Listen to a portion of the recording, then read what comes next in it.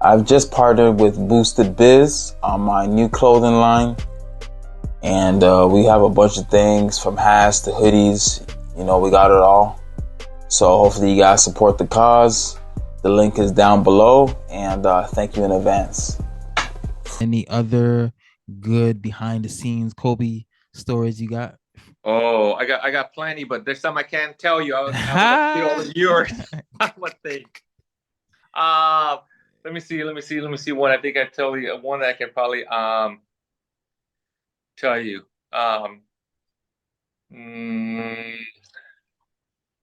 I don't know if I told you this one, but this is kind of like where I first also kind of introduced myself and our one of our strength coaches, kind of what Kobe expected from all of us, and this is kind of where I quickly learned the mono mentality type of thing. So my very first season with them, our very first road trip, we go to Denver to play the Denver Nuggets, right? And we always travel the night before, and we land in Denver and everybody goes to dinner. They grab whatever, and Kobe goes to the arena to go shoot, right? And then he comes back to the What year hotel, is and then we get this? What year is this?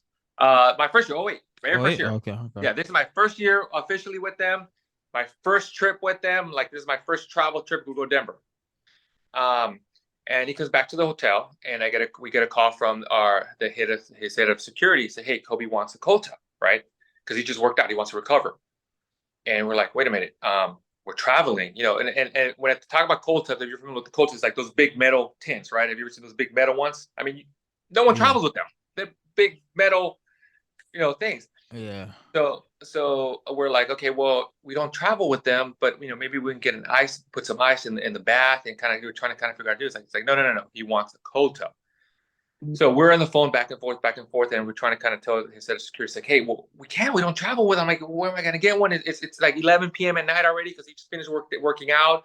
It's not like we can call a rehab clinic or anything like that. And we're going back and forth, the conversation. And you can see, I guess Kobe was in the room, and all of a sudden, the phone goes silent. Kobe picks up the phone, and he says, he tells us, I don't care how rough the waters are. Just tell me when the boat gets in. Hangs up, right? So then we're like, okay. So now we start scrambling. Okay, what are we gonna do? Luckily, one of our coworkers knew the athletic trainer from the University of Colorado. So we call her up.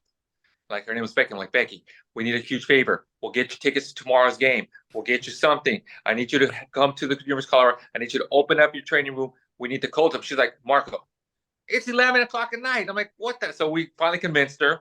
I'm like, we'll take you to dinner next time. Steak, whatever you want. We got to get this done. So finally she came over. She opened it up. Kobe wanted to get the cold tub. He went back to the hotel, did his thing, Wow. and played the next game. But his story, what I learned is, like, again, that is the standard. He expects everybody to elevate their game. My job as the athletic therapist was to help him perform on the court.